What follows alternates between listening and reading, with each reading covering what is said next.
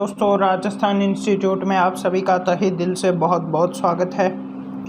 तो दोस्तों, शुरू करते हैं आज के अपनी इस क्लास को। और बता देना चाहता हूँ इस क्लास को आगे शुरू करने से पहले एक इम्पोर्टेंट बात। जैसा कि कल मैंने आपको बताया था कि यहाँ पर विनाशी व्यतिकरण के अंतर्गत मैंने आपसे बात की थी ए मैक्सिमम की और आई मैक्सिमम की। देखो, मैंने यहाँ पर इन्हें मैक्सिमम कहा, किसके आधार पे कहा? न्यूनतम ऊर्जा में क्या? न्यूनतम ऊर्जा में अधिकतम आने वाला आयाम।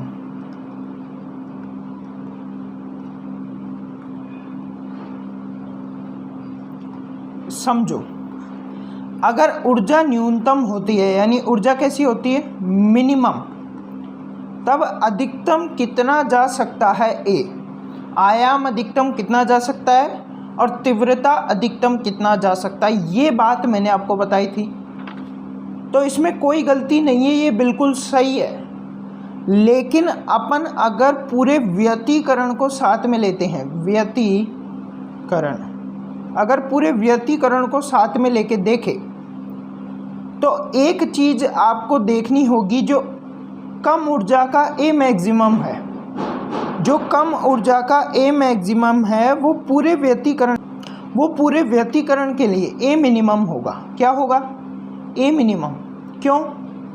जो आई मैक्सिमम मैंने बोला था कम ऊर्जा के लिए, वो आई मिनिमम होगा। क्यों? वो इसलिए क्योंकि ए मैक्सिमम पूरे व्यतिकरण के लिए जब होगा जब एनर्जी भी कैसी हो? मैक्सिमम हो। और ए मिनिमम जब होगा जब एनर्जी भी कैसी हो? मिनिमम हो। तो यहाँ पे एक चीज़ दोनों में आप देखना कि अगर एनर्जी कैसी है? मैक्सिमम। एनर्जी मैक्सिमम है तो ए भी कैसा होगा? मैक्सिमम। पूरे व्यतिकरण की बात कर रहा हूँ। एनर्जी मिनिमम है तो ए भी कैसा होगा? मिनिमम। तो ध्यान रखना, एनर्जी मैक्सिमम है तो आई भी मैक्सिमम होगा और एनर्जी मिनिमम है तो आई भी मिनिमम होगा। तो एक बात का यहाँ पे ध्यान रखना कि जो मैंने कल आपको विनाशी व्यतिकरण में ए मैक्सिमम और आई मैक्सिमम लिखा है तो उसको मिनिमम कर लेना। गलत नहीं है, सही है, लेकिन अगर क्वेश्चंस बनेंगे इनसे रिलेटेड तो अगर अपन मैक्सिमम मान के चलेंगे तो क्वेश्चन सॉल्व करने में प्रॉब्लम आ जाएगी। करना कुछ नहीं है, बस जहाँ मैक्सिमम मैंने लिखाया था विनाशी व्यतिकरण में उसको क्या कर लेना? मिनिमम कर लेना। क्लियर? अब देखिए, अपन बात करेंगे ए मैक्सिमम और ए मिनिमम के जो सूत्र थे उनके अनुपातों के संबंध में अपन यहाँ पर चर्चा करेंगे। कैसे सर? देखो, ए मैक्सिमम बटा में ए मिनिमम, इनका जो अनुपात होता है वो कितना होता है। उसी तरह अपन बात करेंगे आई मैक्सिमम और आई मिनिमम के अनुपातों की। ठीक है, तो इन दोनों की चर्चा करते हैं। तो ए मैक्सिमम कितना होता है? A1 प्लस A2 होता है और ए मिनिमम कितना होता है? A1 माइनस A2 होता है। क्लियर? अब जैसा कि आपको मैंने बताया था कि ए स्क्वायर समानुपाती है किसके? आई के। तो यहाँ पर अपन इसे क्या कह सकते हैं कि ए समानुपाती है अंडर रूट आई के। तो अंडर रूट आई के आधार पर यहाँ पर क्या निकल के आया? एक और नया सूत्र निकल के आया, under root I1 plus under root I2 upon under root I1 minus under root I2। तो इस तरह ये आपके पास अनुपात आता है, जिसको आप अपनी नोटबुक में नोट कर लीजिए। अब आई मैक्सिमम और आई मिनिमम के अनुपात की बात करें तो आई मैक्सिमम कितना होता है? I1 under root I1 plus under root I2 upon under root I1 minus under root I2 का होल स्क्वायर। ठीक है, और अगर अपन इसको इस फॉर्म में लिखें तो यानी अंडर रूट आई को किस में लिखेंगे? ए में, यानी A1 plus A2 upon A1 minus A2 का होल स्क्वायर। तो इस तरह ये अनुपात से निकलने वाले दो सूत्र, एक तो ये सूत्र नंबर 1 जिसमें ये दो निकल रहे हैं, ए मिनिमम और ए मैक्सिमम और ए मिनिमम का अनुपात में दो निकल रहे हैं, एक तो ये और दूसरा ये। उसी तरह सूत्र नंबर 2 में भी दो निकल रहे हैं, आई मैक्सिमम और आई मिनिमम को देखें तो इसको नोट कीजिए। उसके बाद अपन यहाँ पे चर्चा करेंगे, अगर यहाँ पर किसी बिंदु के लिए यानी कोई तरंग क्या कर रही है, बैक ले लेते हैं थोड़ा सा एक बार, कोई तरंग यहाँ पर क्या कर रही है, संचरित हो रही है। तो इस तरंग संचरण के अंतर्गत या मान लो इस बिंदु पर आपसे पूछ लिया जाए कि ए का मान कितना होगा, यानी आयाम कितना होगा। अगर आपसे पूछ लिया जाए कि तीव्रता कितनी होगी तो कैसे बताओगे।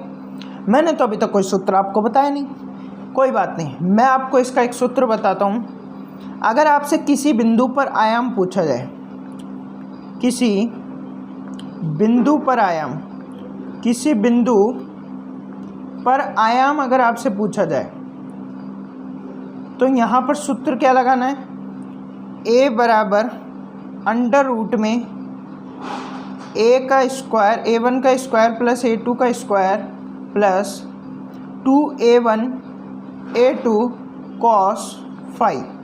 क्लियर। ये सूत्र आपको यहाँ पे लगाना है। सूत्र कैसे आया मत ध्यान देना, मैंने पहले कहा था जितना मैं बता रहा हूँ केवल वो पढ़ो। ओके। अगर मान लो किसी बिंदु पर तीव्रता निकालनी हो, किसी बिंदु पर तीव्रता निकालनी हो तो कैसे निकालेंगे। किसी बिंदु पर तीव्रता निकालनी हो तो I बराबर I1 plus I2 plus 2 under root I1 I2 cos phi. ये हो गया तीव्रता निकालने का सूत्र। तो दोनों सूत्र आपको यहाँ पे ध्यान में रखने हैं, किसी बिंदु पर अगर आयाम निकालना है और किसी बिंदु पर अगर तीव्रता निकालनी है। अगर मान लो कि जो I1 है वो समान है I2 के, तो ऐसी कंडीशन में जो I मैक्सिमम होगा उसका फॉर्मूला यहाँ पे देखना, किसी बिंदु पर I मैक्सिमम जो होगा वो 4I1 होगा। क्लियर। और एक और सूत्र यहाँ पे ध्यान रखना है आपको I के लिए, I बराबर 4I कोस स्क्वायर 5/2। तो ये जो सूत्र है, इन सूत्र से I और आप क्या निकाल सकते हो, A निकाल सकते हो। तो देख लीजिए दोस्तों, इस सूत्रों को आराम से आप और अपने कॉपी में नोट कर लीजिए। ये बहुत ज़्यादा काम आने वाली चीज़ें हैं और बहुत ज़्यादा हेल्पफुल चीज़ें हैं। इन सूत्र से ऊपर जो मैंने आपको ये करवाया, इस सूत्र से रिलेटेड एक आध क्वेश्चन अपन करते हैं और समझते हैं उन सूत्रों को और देखते हैं किस तरह क्वेश्चन आते हैं और किस तरह हमको सॉल्व करने होते हैं। ये क्वेश्चन करते हैं इस फॉर्मूले से रिलेटेड। तो एक क्वेश्चन है, क्वेश्चन में I1 दे रखा है, I2 दे रखा है, I मैक्सिमम और I मिनिमम आपसे पूछ रहा है और कह रहा है I maximum and I minimum का अनुपात बताइए। फॉर्मूला बेस्ड क्वेश्चन है, सॉल्व करते हैं। बहुत इजी क्वेश्चन यहाँ पड़ेगा ये। तो I मैक्सिमम क्या होता है, I1 प्लस I2 कितना हो जाएगा, 25 प्लस 16 बराबर कितना हो जाएगा भाई, ये हो जाएगा 30 और ये हो जाएगा 40, 41। I मिनिमम अगर आपसे पूछा जाए तो I मिनिमम बराबर I1 माइनस I2।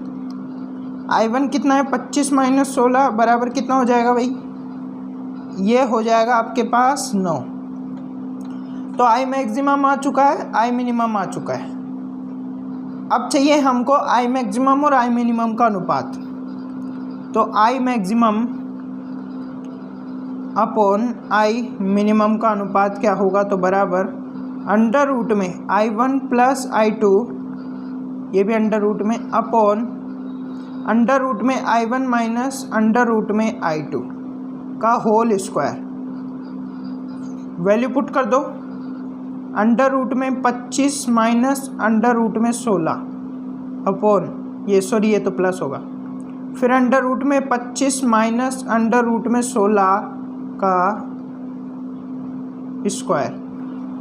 जब आप इसे सॉल्व करोगे 25 का रूट कितना होता है 5 और 16 का रूट कितना होता है 4 बटा में 25 का रूट 5, 16 का रूट 4, ये कितना हो जाएगा भाई, ये हो जाएगा अपने पास यहाँ पर, ये तो 9 हो जाएगा, 9 बटा में 1 और 9 बटा में 1 का मतलब 9 बटा 1 का स्क्वायर यानी 81/1, यानी 81 बटा में 1 हमारे पास I मैक्सिमम और I मिनिमम का अनुपात यहाँ पर आएगा।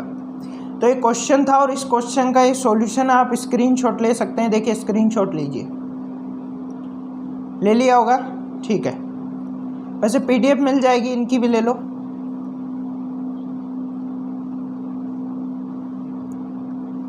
चलिए अब चलते हैं आगे।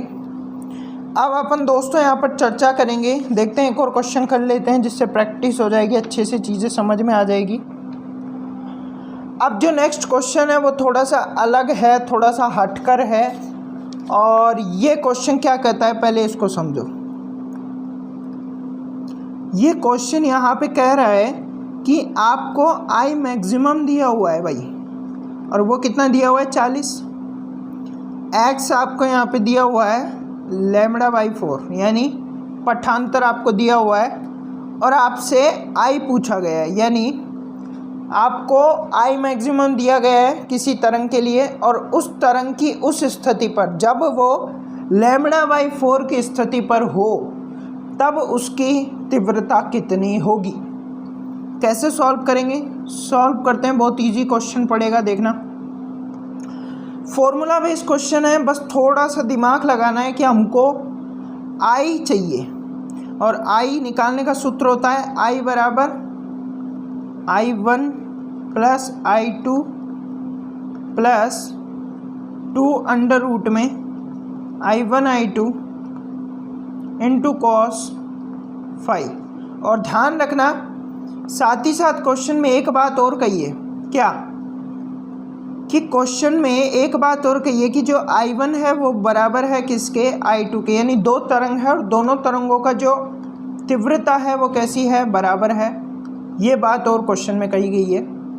तो अब हमको चाहिए क्या, I चाहिए, यानी अगर हमको I निकालना है, तीव्रता निकालनी है, तो इसके लिए हमको I1 I2 निकालना होगा और फाई निकालना होगा, ठीक है। सबसे पहले हम क्या निकाल लेते हैं, I1 I2।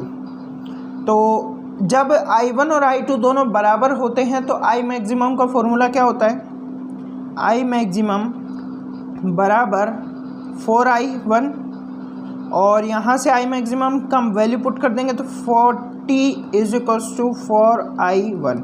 यहाँ से इसको काट देंगे तो I1 कितना आ जाएगा, 10। ये I1 हो गया, क्लियर।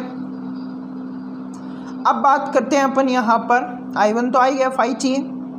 फाई कैसे निकालेंगे, तो वही सूत्र है एक अपना रिलेशन, φ/2π = x/λ। अब यहाँ से अपन फाई निकाल सकते हैं, कैसे। अपने को फाई किस स्थिति पे चाहिए, जब तरंग का जो x है यानी जो पठांतर है λ/4 हो, यानी φ/2π = पठांतर कितना है, λ/4/λ। लैम्बडा से लैम्बडा गया तो फाई कितना आ जाएगा, ये इधर चला जाएगा, तो अपने पास जो फाई आ जाएगा, फाई = 2π इधर चला जाएगा, तो 2π/4, और ये कट जाएगा ये इससे, और यहाँ पर फाई अपने पास आ जाएगा π/2। तो इस तरीके से दोस्तों यहाँ पर अपन ने फाई निकाल लिया, आई निकाल लिया, और इस फॉर्मूले में हम आई और फाई का मान रख देंगे तो हमारे पास क्या आ जाएगा, बताना दोस्तों, क्या आ जाएगा, आई तीव्रता निकल के आ जाएगी। तो I = रख दो, वैल्यू कितनी आई थी देखना, 10। दोनों बराबर है तो 10 ही लेंगे, किधर गया, अच्छा बीच में ही आ गया, ठीक है, कोई बात। 10 + 10 + 2 अंडर रूट में 10 × 10 यानी I1 × I2 100 हो जाएगा, 100 कर देता हूँ, इंटू कॉस कितना आया, π/2, और cos 90 कितना होता है, 0, तो I कितना आ जाएगा, 20 यूनिट। तो 20 यूनिट अपने पास तीव्रता का मान आ चुका है। और इस तरह से इस तरह के कुछ क्वेश्चंस आते हैं, उनको इस तरह के फॉर्मूला बेस्ड क्वेश्चन होते हैं, बस उसमें थोड़ा दिमाग लगाना होता है। अब मान लो एक कुछ स्पेशल केसेस की बात करेंगे अपन। स्पेशल केसेस कौन कौन से देखना एक बार अपन यहाँ पर चर्चा कर लेते हैं। स्पेशल केसेस में जैसा कि आपने देखा होगा, एक मिनट, ये रेड ही ठीक रहेगा, रेड ही अच्छा रहेगा, ठीक है, छोड़ो। तो अब देखो, स्पेशल केसेस के उनसे शॉर्टकट भी आप इसे कह सकते हो कि शॉर्टकट की मैं बात कर रहा हूँ। फिजिक्स में शॉर्टकट जितने बढ़िया होंगे, फिजिक्स में अच्छा रहता है क्वेश्चन सॉल्व करना। तो शॉर्टकट्स की मैं यहाँ पर बात कर रहा हूँ। तो फर्स्ट ऑफ ऑल यहाँ पर मान लीजिए जो कलांतर है, अगर किसी में कलांतर यानी फाई जो है वो कितना हो, फाई यहाँ पर 60 डिग्री, 60 डिग्री का रेडियन में क्या होगा, या करके अपन π/3 कर दें। तो अगर किसी का फाई कलांतर π/3 हो तो इसका पटांतर x कितना होगा, λ/6 होगा। अगर किसी का पठांतर λ/6 है तो उसका कलांतर कितना होगा, 60 डिग्री यानी π/3 होगा। और इसका जो i होगा वो कितना होगा, 3i1 होगा। जो a होगा वो कितना होगा, तो √3a होगा। Clear, a1। तो ये पहली कंडीशन है, वो ध्यान रखनी है कि अगर किसी का फाई 60 डिग्री होता है तो उसका जो, या फिर रेडियन में π/3 होता है तो उसका जो पठांतर है वो λ/6 होगा। अगर किसी का λ/6 होगा, अगर ये दोनों होती है या इन दोनों में से कोई एक होता है, मान लो कि पठांतर π/6 है तो उसका कालांतर कितना होगा, π/3। λ/6 अगर पठांतर है तो π/3 कालांतर होगा। और ये दोनों अगर होते हैं तो i 3i1 होगा और a √3a1 होगा। ये ध्यान रखना, पहली कंडीशन। ये केस है जिसको क्वेश्चन सॉल्व करने में आगे काम आएंगे, आगे समझाऊंगा कैसे काम आएंगे, अभी ध्यान रखो। नंबर 2, अगर मान लो कलांतर अगर मान लो यहाँ पर कितना हो जाता है, 90, यानी फाई कितना हो जाता है, 90 डिग्री। और 90 डिग्री का मतलब कितना होता है, π/2। तो यहाँ पर पठांतर कितना होगा, तो x बराबर λ/2, λ/4, 2 तो अभी अपन ने देख लिया, पीछे देखा है शायद 2 ये 6 है, ठीक है। ऐसी कंडीशन के लिए जो i होगा वो i कितना होगा, अंडर रूट नहीं होगा, 2i1 होगा। और जो a होगा वो √2a1 होगा। ये दूसरी कंडीशन। और नंबर 3 केस कौन सा होगा, देखो अगर ये किसी को समझ नहीं आ रहा तो लेंथी चीज़ मैंने आपको ये बता दी, इससे आप सॉल्व कर लेना। अगर किसी को याद कर लो, ये तो याद करने की चीज़ें हैं। अब मान लो किसी को प्रॉब्लम आती है तो आप इसको यूज़ कर सकते हैं। ये तरीका, ये क्वेश्चन जो मैंने करवाया है इसीलिए करवाया है, ठीक है। बाकी कुछ क्वेश्चंस में इनका यूज़ करना पड़ता है तो उस जगह पे ये दिए हुए होते हैं, सीधा आपको वैल्यू पुट करना होता है। अगर आप ये निकालने बैठ जाओगे तो टाइम लग जाएगा, इसीलिए मैं लिखा रहा हूँ। बाकी तो वो मैंने तरीका आपको बता दिया और वो तो समझ आ गया होगा। वो फॉर्मूला बेस है और एक बार रट लो उसको, तो तरीके को तो रट ही सकते हो। अब बताओ, अगर हर जगह पे कोई वो नहीं होगी कि सर इधर भी नहीं हो रहा है याद उधर, फिर बताओ कैसे पार पड़ेगी यार। कहीं ना कहीं तो याद करना ही पड़ेगा ना। राजस्थान जी के नहीं करते हो क्या, राजस्थान जी के में कहाँ तथ्य दिखता है आपको, रटना पड़ता है। ऐसे रट लो, कुछ चीज़ें फिजिक्स में रटनी पड़ेगी तो रट लो। अब अगर मान लो कि यहाँ पर कलांतर, तीसरी कंडीशन में कलांतर कितना हो जाए, 120 हो जाए, 120 डिग्री यानी 2π/3। तो पटांतर कितना होगा, x बराबर λ/3 होगा। और ऐसी कंडीशन में जो I है यानी तीव्रता है वो I1 के बराबर होगी और A है वो A1 के बराबर होगा। ये ध्यान रखना, विशेष 3 स्टार लगा के इसको लिख लो। ये विशेष स्थिति है जिसमें I1 के बराबर हो जाता है और A A1 के बराबर हो जाता है। अब नेक्स्ट हमारा न्यू टॉपिक शुरू होता है इसी के अंतर्गत, विस्पंद। विस्पंद क्या होता है सर, विस्पंद क्या होता है? पहले विस्पंद को समझो। पहले मैं परिभाषा बोल रहा हूँ फिर डिटेल में समझाता हूँ। देखो, समान आयाम की दो भिन्न तरंगें जिनकी आवृत्ति में थोड़ा सा अंतर होता है, एक ही दिशा में चलती हैं, तो उनके अध्यारोपण से एक ही बिंदु पर, यानी उनके अध्यारोपण से एक ही बिंदु पर समय अनुसार तीव्रताओं में अलग अलग या तीव्रताओं में भिन्नता देखने को मिलती है। जैसे पहले तो मैंने परिभाषा बोली, अब समझाऊंगा फिर परिभाषा लिखाऊंगा। जैसा कि हमारे पास ये एक तरंग है और दूसरी तरंग, ये दो तरंगे हैं और दोनों तरंगे, इसको थोड़ा सा जो है किसका देता हूँ थोड़ा अच्छा रहेगा, 1 मिनट।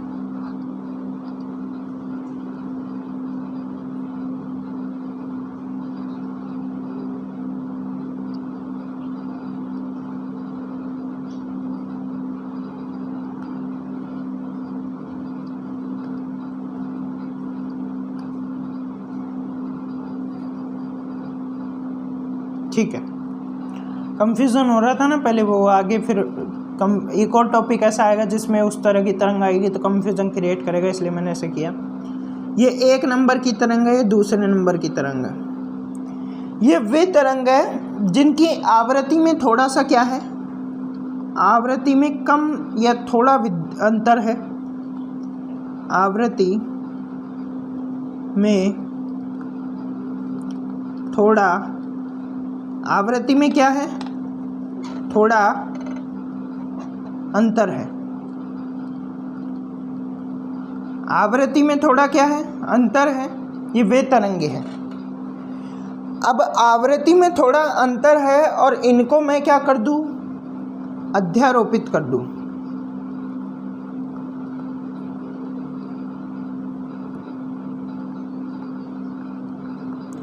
अगर इनके अध्यारोपण कर दिए जाते हैं, क्या कर दिया जाता है, अध्यारोपण कर दिया जाता है, तो क्या होगा, तो होगा ये, अभी तक आपने देखा था कि अध्यारोपण करने के बाद ये जो तरंग है, ये तरंग कुछ कणों को तो अधिक ऊर्जा दे देती है या और कुछ कणों को कम ऊर्जा दे देती है। जैसा कि आपने पीछे देखा, अधिक ऊर्जा देने पर अधिक आयाम प्राप्त होता है, तो कम ऊर्जा देने पर कम आयाम, अधिक ऊर्जा देने पर अधिक आवृत्ति और कम ऊर्जा देने पर कम आवृत्ति। जिस कण को कम ऊर्जा मिलती है उसकी कम आवृत्ति होगी, जिसको अधिक ऊर्जा मिलेगी उसकी अधिक आवृत्ति होगी। लेकिन ऐसा नहीं होगा कि एक ही कण की आवृत्ति कभी तो कम हो रही है और कभी ज़्यादा हो रही है। लेकिन यहाँ पे क्या होगा, यहाँ पे ये होगा जब भिन्न आवृत्ति वाली दो तरंगों को अध्यारोपित किया जाएगा। समान तरंगें हैं, एक दिशा में गति कर रही है और बस आवृत्ति भिन्न इनकी, तो इन भिन्न आवृत्तियों की एक समान तरंगों को जब अध्यारोपित किया जाएगा तो यहाँ पर क्या होगा, यहाँ पर होगा ये दोस्तों कि ये जो अध्यारोपण से तरंग बनेगी, ये तरंग कभी तो इस कण की आवृत्ति को बढ़ा देगी, यानी एक ही कण की आवृत्ति कभी तो क्या होगी, ज़्यादा होगी और कभी क्या होगी, कम होगी। एक ही कण की आवृत्ति कभी तो क्या हो रही है, ज़्यादा हो रही है, और इसी कण की आवृत्ति कभी कम हो रही है, फिर कभी थोड़ी ज़्यादा हो रही है, फिर कभी बिल्कुल कम हो रही है, फिर बहुत ज़्यादा हो रही है। तो इस तरीके से ये हो रहा है। किसके साथ हो रहा है, एक। लेकिन पिछले कुछ कंडीशन में आपने देखा था कि एक ही कण की आवृत्ति या तो ज़्यादा होगी या कम होगी, अलग अलग कण की आवृत्ति या तो किसी की ज़्यादा होगी तो ज़्यादा ही होगी, किसी की कम होगी तो कम होगी। लेकिन यहाँ पर एक ही कण की आवृत्ति ज़्यादा और कम हो रही है और इसे ही हम यहाँ पे विस्पंद कहते हैं। क्लियर। अब विस्पंद की परिभाषा यहाँ पर लिखा रहा हूँ मैं, वो लिखिए क्या होगी। समान आयाम की दो भिन्न तरंगे, क्या समान आयाम की दो भिन्न तरंगे, समान आयाम की दो भिन्न तरंगे,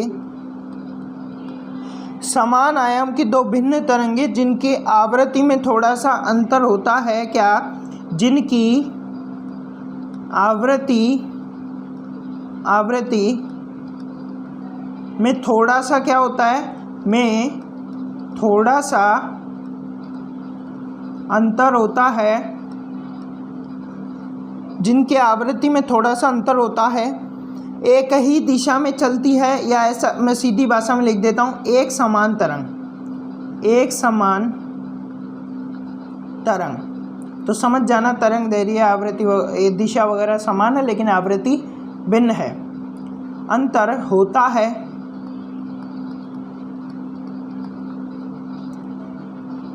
उन्हें यदि अध्यारोपित किया जाए, अध्यारोपित किया जाता है, अध्यारोपित किया जाए तो यहाँ एक ही कण की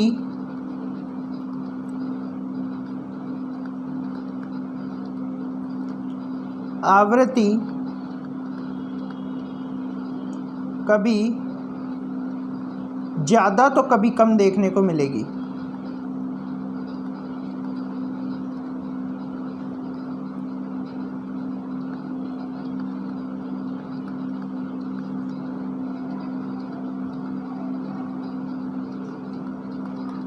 इसे ही हम यहाँ पे क्या कहते हैं,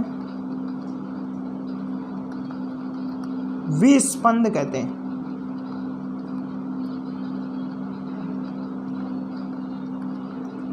क्लियर?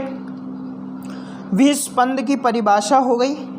और जो यहाँ पर आवृत्ति का अंतर होगा दोनों तरंगों में, आवृत्ति का जो अंतर यहाँ पर होगा उसकी चर्चा भी कर लेते हैं। तो n2 - n1 होगा। क्लियर? अब देखिए दोस्तों, यहाँ पर अपन बात करेंगे एक नए प्रकार के टॉपिक पर, या एक नए टॉपिक की बात नहीं कर रहा। विस्पंद यहाँ पे ख़त्म हो गया क्या सर? हाँ, विस्पंद यहाँ पे कंप्लीट है। अब बात कर लेते हैं अपन किसकी, स्वरित्र। स्वरित्र क्या होता है? स्वरित्र, इसके बारे में जानो और इससे रिलेटेड क्वेश्चन आता है तो उसको कैसे सॉल्व करेंगे वो भी जानो। देखो, ये जो स्वरित्र है ये एक वाद्य यंत्र होता है। इस तरह का एक छड़ सी होती है और इसके ऊपर इस यू आकार की एक दो वो लगी होती है। जब इसको यहाँ पे किसी से टक्कर की जाती है तो ये कंपन करते हैं और कंपन से ध्वनि तरंगें उत्पन्न होती है। इसे ही हम यहाँ पे स्वरित्र कहते हैं। और ये जो आपको दिखाई दे रहे हैं इन्हें प्रॉन्ग कहते हैं।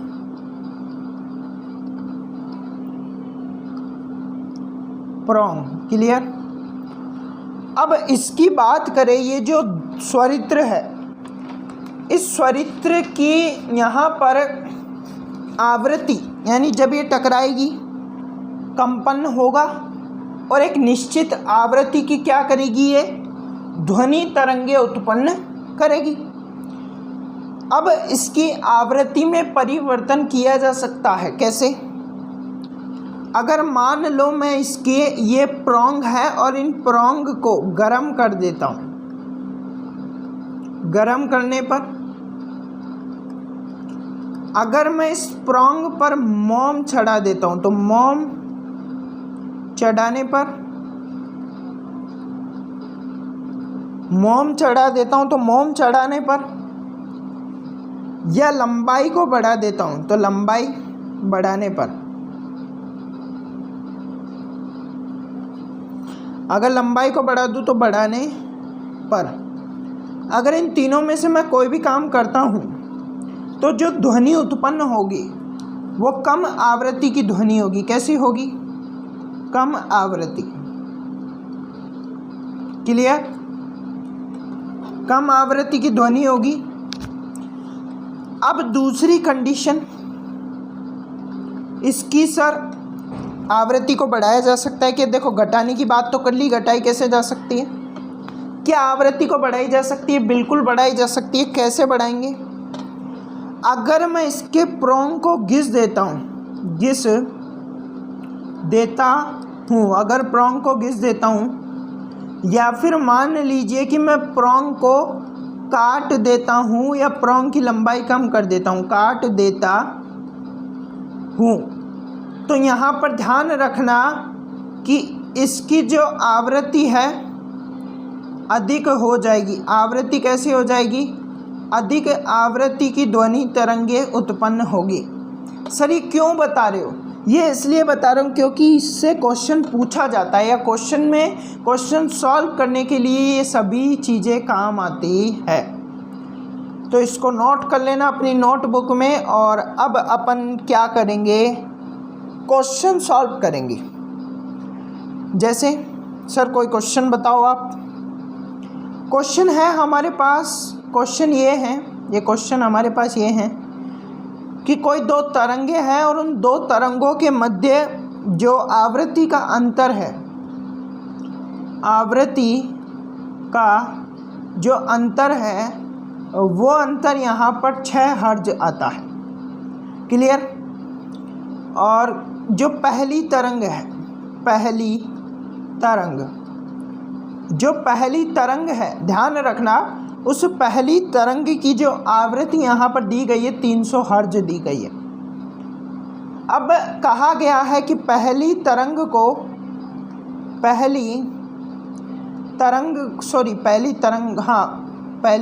नहीं, हाँ सही है, पहली तरंग पर मोम अध्यारोपित किया जाता है। मोम ये स्वरित्र पर, पहले स्वरित्र की, ध्यान रखना ये बात, थोड़ी सी मिस्टेक कभी कभी हो जाती है, पहले स्वरित्र की तरंग, ठीक है। अब अगर मान लेता हूँ कि पहले स्वरित्र या पहली तरंग लिख लो आप, तो कि पहली तरंग पर मोम का अध्यारोपण किया जाता है, मोम का अध्यारोपण किया जाता है। तो पहली तरंग पर जब मोम का अध्यारोपण किया गया है तो इसकी जो आवृत्ति है वो 300 हर्ट्ज से क्या हो जाएगी, परिवर्तित हो जाएगी। और परिवर्तित होने के पश्चात नई तरंग आवृत्ति, नई तरंग जो प्राप्त होती है वो कितनी प्राप्त हो जाती है हमको, नई तरंग आवृत्ति 8 हर्ट्ज हमको प्राप्त होती है। यानी नई तरंग आवृत्ति, यानी नई तरंग के प्राप्त होने के बाद जो आवृत्ति का अंतर है वो कितना प्राप्त हो जाता है, 8 हर्ट्ज। इसका मतलब या तो 2 बढ़ गई या 2 घट गई। तो सिंपल सी बात है, आवृत्ति पहले कितनी थी, 6 हर्ट्ज, अंतर कितना था, 6 हर्ट्ज। अब अंतर कितना आ रहा है, 8 हर्ट्ज का। कब आ रहा है, जब हमने पहली तरंग को क्या कर दिया, आवृत कर दिया। किससे आवृत कर दिया, मोम से आवृत कर दिया। तो पहली तरंग का परिवर्तित हो गए, परिवर्तित होने के पश्चात कितनी परिवर्तित हुई, तो अंतर कितने का आ रहा है, 8 का। तो यानी अगर हम देखें अंतर 8 का आ रहा है तो कितनी परिवर्तित हुई, 2 हर्ट्ज परिवर्तित हुई। 2 हर्ट्ज कैसे हुई, बढ़ी या घटी, अब वो तो देखो आगे देखेंगे, बढ़ेगी कि घटेगी वो भी देखेंगे। लेकिन एक सिंपल सी बात है, अगर मोम से आवृत किया गया है तो घटेगी आवृत्ति। तो 2 हर्ट्ज आवृत्ति पहली तरंग में घट गई। यानी जब मोम से आवृत कर दिया, तो जब मोम से आवृत करने से पहले 300 थी, तो मोम से आवृत करने के बाद यह 298 हो गई होगी, 2 घट गई। ये तो मैं आपको बता रहा हूँ, लेकिन ये कोई तरीका नहीं है क्वेश्चन सॉल्व करने की। एक शानदार ट्रिक बताऊँगा, और वो ट्रिक मेरी नहीं है, मैंने किसी से ली है या किसी के वीडियो देख के निकाली है। क्योंकि बाद में आप कमेंट करोगे सर ये आपकी नहीं है, बिल्कुल नहीं मेरी, मैंने आप लोगों के लिए ट्रिक निकाली है। और कहाँ से निकाली है वो नहीं बताऊँगा, बट निकाली है, ठीक है। और हमको इस क्वेश्चन में निकालना क्या है, हमको अज्ञात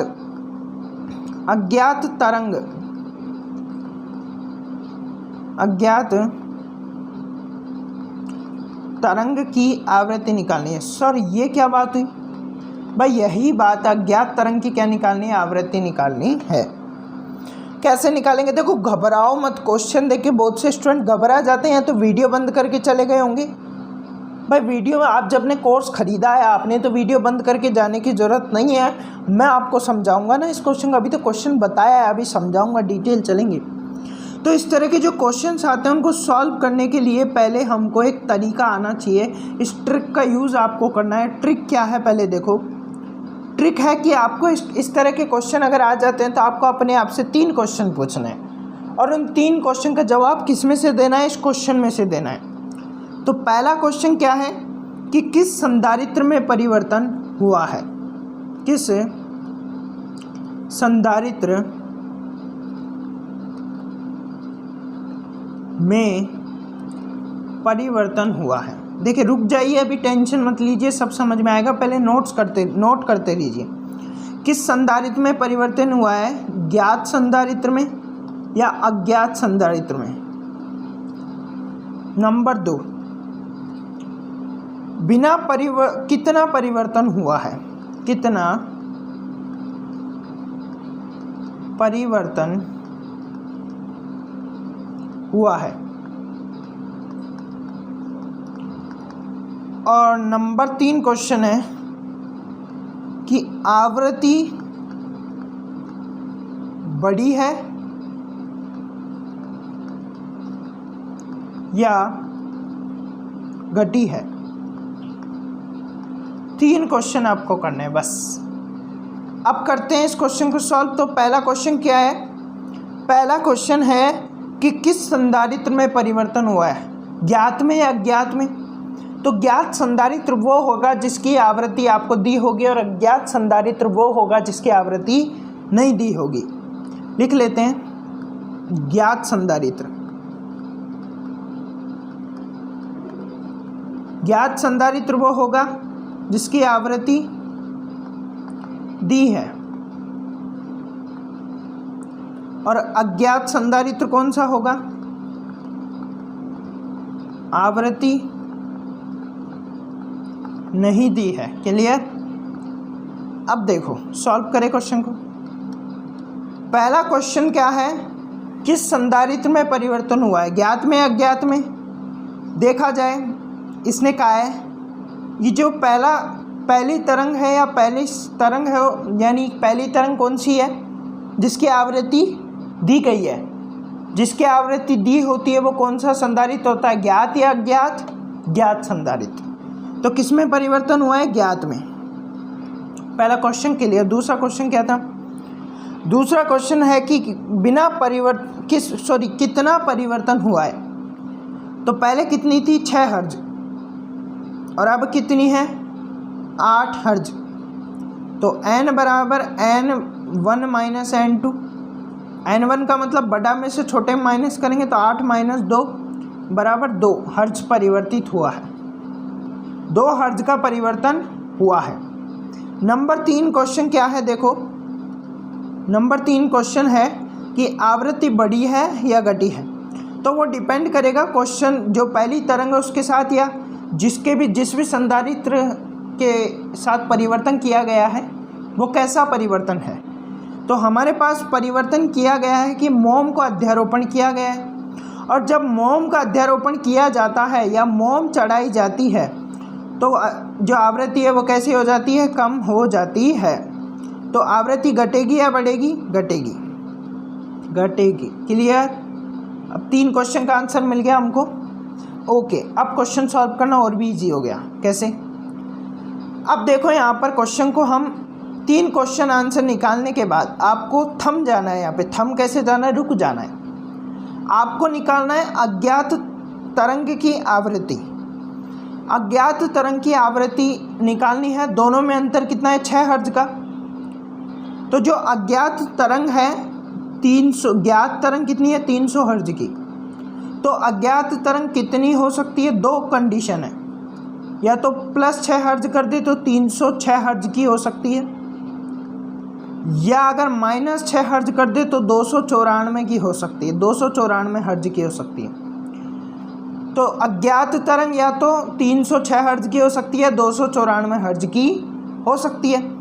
लेकिन हमको नहीं पता, ऑप्शन में दोनों दिए होंगे और हमको नहीं पता कि कौन सी है, कैसे निकालेंगे। तो देखो आपको जब आप ये तीनों क्वेश्चन के आंसर निकाल लो तो आपको इसको पढ़ना है। कैसे पढ़ना है, ट्रिक है ये, ठीक है, क्वेश्चन सॉल्व करने की ध्यान रखना। पढ़ो इसको कि ज्ञात संधारित्र लगा देना इसके आगे, ठीक है। संधारित्र, ज्ञात संधारित्र में 2 हर्ज घटाना, ज्ञात संधारित्र में क्या करना है, अपने को 2 हर्ज घटाना है, बिल्कुल घटा दो। अब जो ज्ञात संधारित्र वो कितना है, 300 हर्ज। इस 300 हर्ज में हमको 2 हर्ज क्या करना है, घटाना है, यानी 300 हर्ज माइनस 2 करेंगे तो कितना आएगा, 298 आएगा। कितना आएगा, 298 आएगा। क्लियर। अब क्या करें सर, अब 298 आ चुका है, ठीक है, 298 हर्ज। अब आपको ये जो 2 है इसके सापेक्ष लेने हैं, एक इधर और एक इधर, 306 और 294। अब देखना है कि किसमें 8 हर्ज का अंतर आता है। तो पहले वाले में देखें तो 8 हर्ज का अंतर आ रहा है और दूसरे वाले में देखें तो 4 हर्ज का अंतर आ रहा है। तो कौन सा वाला मान सही हो जाएगा, 306 वाला मान बिल्कुल सही हो जाएगा। तो अज्ञात प्रतिरोध कितना हो गया, अज्ञात प्रतिरोध कितना हो गया, अज्ञात प्रतिरोध यहाँ पे हो गया 306 हर्ज। क्लियर। तो इस तरह के क्वेश्चंस आते हैं और इन्हें आपको इस तरीके से सॉल्व करना होता है, जो तरीका अभी आपने देखा। क्वेश्चन समझ नहीं आया हो तो एक और क्वेश्चन करते हैं और अच्छे से इसको समझने का प्रयास करते हैं। इस बार नेक्स्ट क्वेश्चन थोड़ा सा चेंजिंग है और चेंजिंग करना ज़रूरी है, तभी तो चीज़ें क्लियर होगी। अब क्या क्वेश्चन है सर, अब क्वेश्चन ये है कि जो स्वरित्र है, स्वरित्र की जो आवृत्ति है वो 200 हर्ज दी गई है और विस्पंदन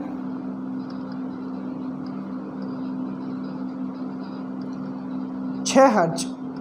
विस्पंदन का मतलब क्या है, क्वेश्चन में अगर विस्पंदन दे दे तो इसका मतलब आवृत्ति का अंतर। ध्यान रखना, ये छोटी छोटी चीज़ें तो आपको क्वेश्चन गलत करवा देती है। अज्ञात जो आपको यहाँ पर अगर हम अज्ञात स्वरित्र को तरंग भी लिख सकता है। मैंने पिछले में तरंग क्यों लिखा, क्योंकि वो क्वेश्चन कैसे भी घुमा सकता है, इसलिए मैंने ज़्यादा से ज़्यादा क्वेश्चन को यहाँ पे तरंग लिखा है, संधारित्र लिखा है। अब मैं यहाँ स्वरित्र लिख रहा हूँ, तो ये तीनों शब्द ध्यान रखना, कुछ भी दे दे लेकिन आपको समझना क्वेश्चन है, ये क्वेश्चन घुमाने की ट्रिक होती है। ठीक है। अज्ञात स्वरित्र को घिस दिया है और घिसने के बाद अब जो आवृत्ति का अंतर है वो 4 हर्ज प्राप्त होगा। अब आपसे पूछा गया है कि जो अज्ञात स्वरित्र था, पहले जो अज्ञात स्वरित्र था घिसने से पहले, उसकी आवृत्ति कितनी थी, ये आपसे पूछा जा रहा है। सॉल्व करेंगे, कैसे सॉल्व करेंगे। पहली बात तो हमको पता है अंतर कितना आ रहा है, घिसने से पहले अंतर कितना आ रहा है, घिसने से पहले अंतर कितना आ रहा है, 6 का, यानी 200 है। 200 में से 6 बढ़ाएंगे और 200 में से 6 घटाएंगे। अगर 6 माइनस करते हैं तो 194 और 6 प्लस करते हैं तो 206। अब इन दोनों में से एक है, ये तो कन्फर्म है। अब कौन सी है वो कैसे निकालें, 3 क्वेश्चन का आंसर दो।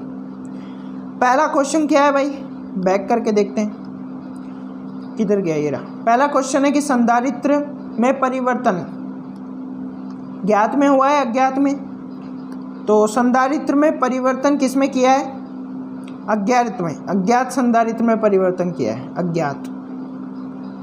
क्लियर। नंबर 2 क्वेश्चन कौन सा है, नंबर 2 क्वेश्चन है कि कितना परिवर्तन हुआ है, तो यहाँ पर 6 माइनस 4 करेंगे तो 2 का परिवर्तन हुआ है। तीसरा क्वेश्चन है कि आवृत्ति बढ़ती है या घटती है, तो परिवर्तन क्या किया गया है, संधारित्र को घिसा गया है। और जब संधारित्र घिसा जाता है तब क्या होता है, तो मैंने अभी आपको ये लिखवा दिया, जब संधारित्र को घिसा जाता है तो आवृत्ति अधिक हो जाती है, यानी आवृत्ति बढ़ती है। ठीक है, तो बढ़ेगी घटेगी, तीसरे क्वेश्चन का आंसर है बढ़ेगी। अब पढ़ो, इसको पढ़ो। अज्ञात संधारित्र में 2 बढ़ाने पर बस पढ़ लिया। अब जो आपने पढ़ा उसको फॉलो कर लो। आपने देखा 200, अगर 200 में हम क्या कर देते हैं, 6 माइनस कर देते हैं तो 196, और 6 प्लस कर देते हैं तो 206। अगर हम यहाँ पर 2 बढ़ाएंगे, अज्ञात हमको क्या करना है, अज्ञात में अज्ञात 2 है, या तो ये है या ये, इन दोनों में हम क्या कर देते हैं, 2 को बढ़ा देते हैं तो +2 कर देते हैं, और इसमें भी +2 कर देते हैं, क्योंकि किस में बढ़ाना है, अज्ञात में। अज्ञात या तो ये है या ये, हमको पता थोड़ी ना है, तो हम तो दोनों में बढ़ा देते हैं। बढ़ा दो 2, बढ़ाएंगे तो कितना हो जाएगा 198, और ये कितना हो जाएगा 208। अब इसमें और इसमें अंतर देखना किस में आता है। इसमें और इसमें अंतर देखें तो 8 का आएगा, और इसमें और इसमें देखें तो 4 हर्ज का आता है। और आपको अंतर कितना दिया हुआ है, 4 हर्ज। तो बस क्वेश्चन सॉल्व हो गया। अज्ञात संधारित्र कितना है, अज्ञात संधारित्र, अज्ञात संधारित्र कितना है दोस्तों, 198 यूनिट, या ठीक है। तो इस तरीके से क्वेश्चन आते हैं और हमको सॉल्व करने होते हैं। तो भी आपको कंफ्यूजन है, नहीं समझ आया, वापस वीडियो देखो, कोई प्रॉब्लम नहीं है भाई। लैब असिस्टेंट अगर क्रैक करनी है तो 10 बार वीडियो देखो, कोई प्रॉब्लम नहीं है, लेकिन चीज़ समझ में आनी चाहिए, ठीक है। मैंने आपको 2 क्वेश्चन से समझा दिया है, बहुत से स्टूडेंट के समझ आ गया होगा, नहीं आया तो एक बार देख लो ना क्या प्रॉब्लम है। और तो भी नहीं आता तो आप कोई टेंशन नहीं है, मैं आगे MCQs इतने करवा दूंगा कि जो समझ नहीं आएगा वो भी आ जाएगा। तो MCQs में तो वैसे ही डिटेल में जाएंगे, एक एक चैप्टर के MCQs लेंगे। ये सिलेबस हो गया है, मान लो ये चैप्टर का एक और लेक्चर, मान लो इसके बाद एक लेक्चर और आएगा, उसके बाद ये चैप्टर ख़त्म, उसके बाद 2 छोटे और एक बड़ा चैप्टर है, उन दोनों को फ्री करके मैं मान लो 2 दिन में फ्री कर दूंगा। आपका फिजिक्स का सिलेबस फ्री, और फिर अपन MCQs करेंगे, और उसके अलावा अपन क्या करेंगे, बायो और केमिस्ट्री करेंगे, ठीक है। अब चलिए आगे, नेक्स्ट क्या टॉपिक शुरू करोगे सर अब आप? अब अपन शुरू करेंगे यहाँ पर अप्रगामी तरंगों के बारे में। ये अप्रगामी तरंगें क्या होती हैं, देखो टॉपिक डाल लो आप, नेक्स्ट अप्रगामी तरंग।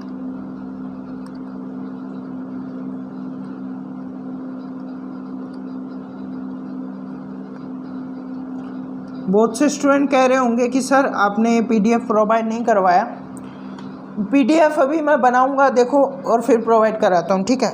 वो वाला PDF जो मैंने पढ़ा है उसका अब बना के प्रोवाइड कराता हूँ, ठीक है। आज तो नहीं, कल ही कराऊंगा, एक बार पूरे चैप्टर का ही करा दूंगा फिर मैं एक साथ, ठीक है। अब देखो अप्रगामी तरंग क्या होता है। अप्रगामी तरंग जब एक समान अनुप्रस्थ और अनुदैर्घ्य प्रगामी तरंगे एक दूसरे के विपरीत जाती है, तो उनके अध्यारोपण, जब एक दूसरे के विपरीत जाती है तथा जब इनका अध्यारोपण किया जाता है तो इनसे एक नई तरंग उत्पन्न होती है, जो कि कैसी होती है, निष्क्रिय या अप्रभावित होती है, तथा यह इसके कारण जो नई अध्यारोपण से नई तरंग बनी है, यह नई तरंग कणों को ऊर्जा स्थानांतरण बंद कर देती है, और जो कण है वो स्वयं की ऊर्जा से दोलन करते हैं, कंपन करते हैं। देखो परिभाषा बोली, नहीं समझ आई कोई बात नहीं, बोलना ज़रूरी था। अब समझते हैं, देखिए यहाँ पर ये कोई तरंग है और यहाँ से उत्पन्न होके ये निकल गई, क्लियर। ये जा रही है इधर, कोई दूसरी तरंग है जो इसके विपरीत उत्पन्न हो रही है, और इस तरीके से, एक मिनट,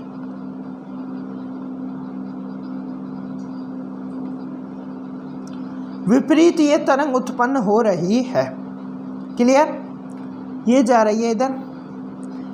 अब अगर इन दोनों तरंगों का क्या कर दिया जाए, अध्यारोपण कर दिया जाए, यानी पहली तरंग, क्लियर, और यहाँ पे ये हो गई दूसरी तरंग।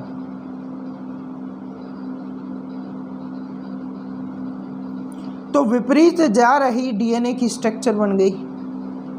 तो विपरीत जा रही ये 2 तरंगे हैं। ये दो तरंगों का हमने अध्यारोपण किया और अध्यारोपण से हमको एक नई तरंग प्राप्त हुई। और मैं बता दूं, ये जो नई तरंग है, ये जो नई तरंग आपको यहाँ पर प्राप्त हुई है, इस नई तरंग के बारे में मैं आपको बता देना चाहता हूँ कि ये जो नई तरंग है, नई तरंग, ये नई तरंग कणों को ऊर्जा का स्थानांतरण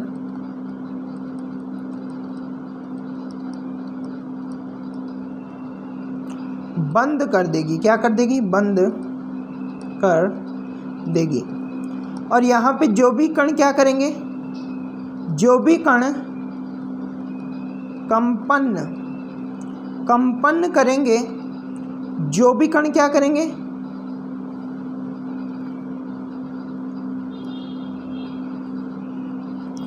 जो भी कण यहाँ पर कंपन करेंगे वे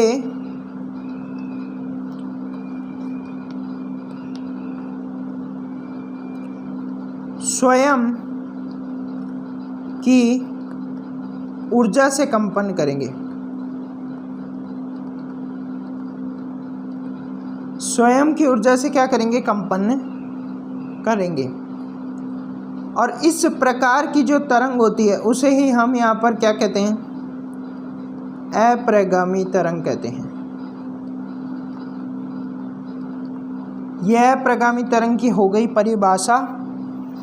अब प्रगामी और अप्रगामी तरंग के मध्य अंतर की अपन यहाँ पर बात करेंगे।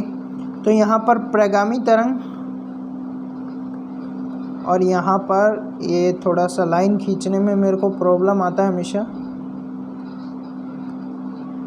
कोई बात नहीं, मैं एक ये ले लेता हूँ, इससे लाइन खींचना थोड़ा इजी हो जाएगा। ये रहा, ठीक है ठीक है। देखो इधर हमने प्रगामी ली, इधर हम अप्रगामी लेंगे,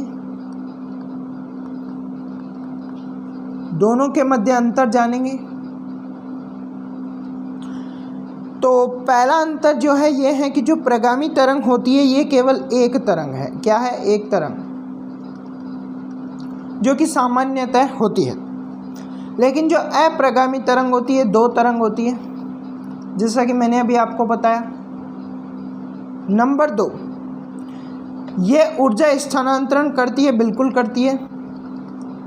एक तरंग जो आती है वो ऊर्जा स्थानांतरण करती है, बिल्कुल।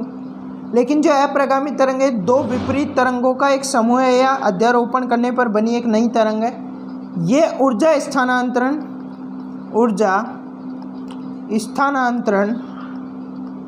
नहीं करती, ध्यान रखना, ऊर्जा स्थानांतरण नहीं करती। नंबर 3, निकटवर्ती कणों की कला भिन्न होती है। इसमें जो प्रगामी तरंग है, निकटवर्ती जो कण होते हैं, निकटवर्ती कणों की कला जो होती है वो कैसी होती है? भिन्न होती है। जबकि यहाँ पर समान रहती है निकटवर्ती कला, कणों की जो कला है वो समान रहती है। और चौथा लास्ट अंतर है कि जो प्रगामी तरंग है उसका आयाम कैसा रहता है? समान रहता है। लेकिन अप्रगामी तरंग में असमान रहता है। यह अंतर ध्यान रखना है आप लोगों को। और अब अपन यहाँ पर बात करते हैं एक छोटे से पॉइंट पर कि ये रही हमारे पास कौन सी तरंग। अब कलर चेंज करके हम ब्लू ले लेते हैं। ये है हमारे पास कौन सी तरंग? अप्रगामी तरंग।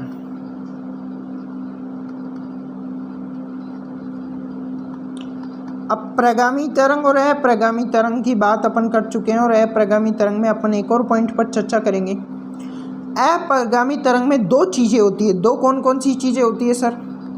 देखो, जो अप्रगामी तरंग होती है उस अप्रगामी तरंग के अंतर्गत एक तो प्रस्पंद होता है और दूसरा निष्पंद होता है। प्रस्पंद जो होता है वो यहाँ पर होता है, ये निश्चित बातें हैं। और निष्पंद इन मोड़ के या मोड इसे हम कहते हैं, क्या कहते हैं, मोड। ये एक मोड है और ये बहुत सारे मोड है, ठीक है। तो मोड के बीच में ये जो होगा ये होगा प्रस्पंद।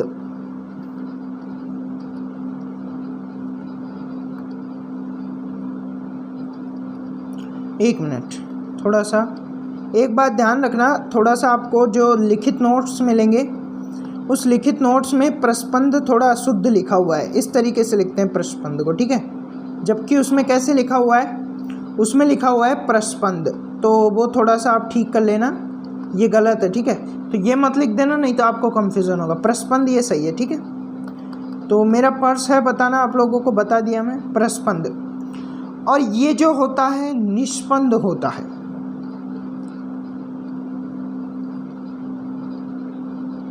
निष्पंद भी गलत लिखा है उसमें, कैसे लिखा है, एक मिनट, उसमें निष्पंद ऐसे लिखा है, तो ये गलत है, ध्यान रखना, ठीक है। अब देखो यहाँ पर प्रस्पंद और निष्पंद दो चीज़ें बताई, ये दोनों है क्या। देखो प्रस्पंद उस कण को कहते हैं जिसका आयाम अधिकतम होता है, तो इसका आयाम अधिकतम है, अधिकतम ऊंचाई तक जा रहा है, आ रहा है। लेकिन ये निष्पंद जिसका आयाम कैसा है, ज़ीरो, ना तो ये ऊपर जा रहा है और ना ही नीचे आ रहा है, तो इसका आयाम कैसा है, ज़ीरो है, ध्यान रखना, ठीक है। तो प्रस्पंद किसे कहेंगे, प्रस्पंद अधिकतम आयाम,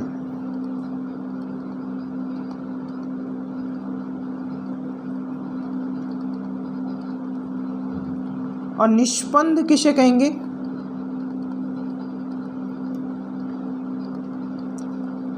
आयाम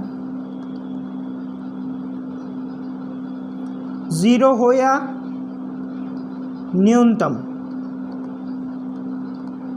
ज़ीरो या न्यूनतम। तो ये बात भी आपको ध्यान में रखनी है कुछ प्रस्पंद और निष्पंद के बारे में।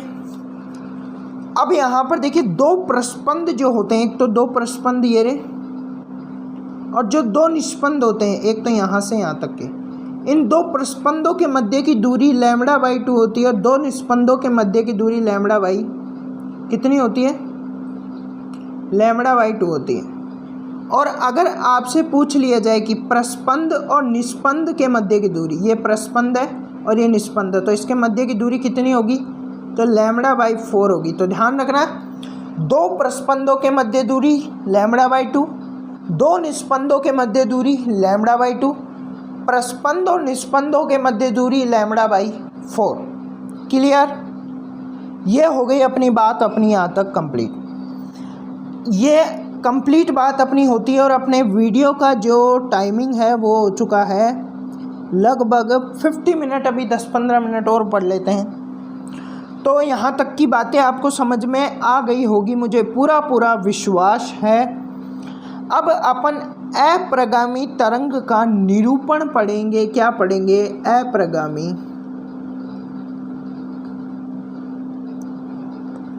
तरंग का निरूपण।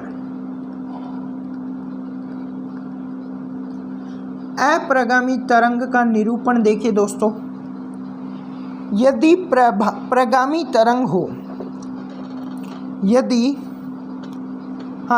यहाँ पर अप्रगामी तरंग का निरूपण अपने को पढ़ना है ना, तो जो अप्रगामी तरंग होती है उस अप्रगामी तरंग का जो y यहाँ पर होता है, क्या, अप्रगामी तरंग,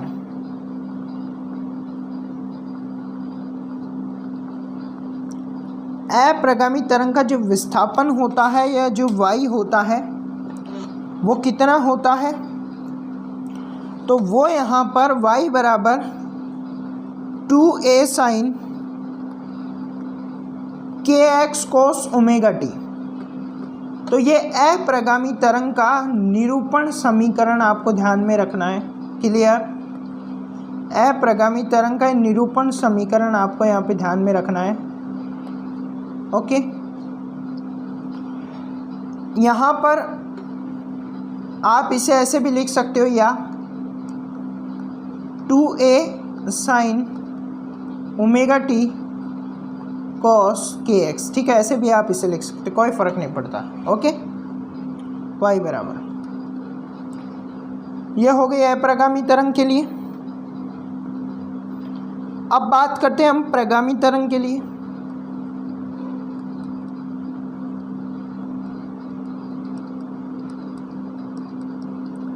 तो जो प्रगामी तरंग होता है उसके लिए a sin omega T minus kx होता है, वही जो तरंग समीकरण के लिए, क्योंकि यह प्रगामी तरंग केवल एक तरंग के लिए, और एक तरंग के लिए y, एक तरंग के लिए y बराबर a sin omega T minus kx, और प्लस हो तो प्लस भी हो सकता है, अगर तो प्लस हो तो तरंग विपरीत माइनस एक्स एक्स की ओर गति कर रही है, और माइनस हो तो तरंग प्लस एक्स एक्स की ओर गति कर रही है। तो वो डिपेंड करता है, जो मैं बता चुका हूँ।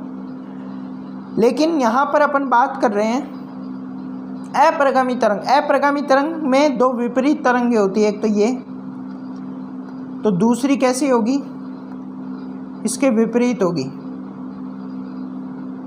तो इन विपरीत तरंगों के लिए जो y का मान है वो आप देख सकते हैं यहाँ पर बहुत आसानी से, बहुत अच्छे तरीके से आपको मैंने यहाँ पे बता दिया है। और अब अपन चलते हैं नेक्स्ट, कुछ और बातें करते हैं। तो यहाँ पर एक और है टॉपिक, दाब तरंग। ये दाब तरंग को भी समझ लो, ये बड़ी तरंगें आ रही है, अजीब अजीब सी तरंगें आ रही है सर। दाब तरंग, प्रगामी तरंग, 11th क्लास में पढ़ी होगी ना भाई आपने। दाब तरंग क्या होती है? तो दाब तरंग देखो, ये इधर से ये मोड है और ये एक दूसरा मोड, ये क्या है, ये निष्पंद है, निष्पंद। और ये क्या है, ये प्रस्पंद है। निष्पंद और प्रस्पंद। निष्पंद की बात करें तो जो निष्पंद होता है वो यहाँ पर कितना होता है, निष्पंद का जो आयाम होता है वो 0 होता है, और प्रस्पंद का जो आयाम होता है वो कितना होता है, मैक्सिमम। यह अपन ने पढ़ा था प्रगामी तरंग में। सामान्यतः अपन ने पढ़ा प्रगामी, अप्रगामी तरंग में, प्रगामी में नहीं पढ़ा था, अप्रगामी में पढ़ा था। लेकिन दाब तरंग में यहाँ पर एक और बात आती है कि जो निष्पंद होता है उसमें ऊर्जा, निष्पंद में जो ऊर्जा होती है वो मैक्सिमम होती है, दाब तरंग कहता है ऐसा। और जो प्रस्पंद में ऊर्जा होती है वो दाब तरंग क्या कहता है, प्रस्पंद में ऊर्जा यहाँ पर मिनिमम होती है। कैसी होती है, मिनिमम, न्यूनतम। और दाब तरंग का एक सूत्र भी है, और वो समीकरण भी आपको यहाँ पे ध्यान में रखना होगा। समीकरण क्या है, P बराबर P0 cos kx sin omega T. और आप इसे कैसे लिख सकते हैं, P0 cos omega T sin kx, ठीक है, ऐसे आप इसे लिख सकते हैं। और ये आप देख सकते हैं आपकी स्क्रीन पर, यहाँ पर दाब तरंग का समीकरण दिया हुआ है, सेम इसी की तरह के अप्रगामी तरंग के, बस यहाँ पे थोड़ा सा दाब का उपयोग किया गया है। ये दाब पर निर्भर करती है, ये तरंग किस पर निर्भर करती है, दाब पर, लेकिन वो तरंगें किस पर निर्भर करती है, आयाम पर। बस फ़र्क इतना सा है, ठीक है, कोई बड़ी बात नहीं है, कोई ऐसी बात नहीं कि समझ में ही ना आए, ठीक है। इस तरह हमने आज के इस वीडियो में बस इतना ही पढ़ेंगे, और बाकी कल के लास्ट लेक्चर में कंप्लीट चैप्टर करवा के और फिर न्यू चैप्टर शुरू करते हैं। देखिए दोस्तों, मिलते हैं आपसे। जय हिंद दोस्तों, जय भारत, और तैयारी आप अपनी करते रहिए। जय हिंद।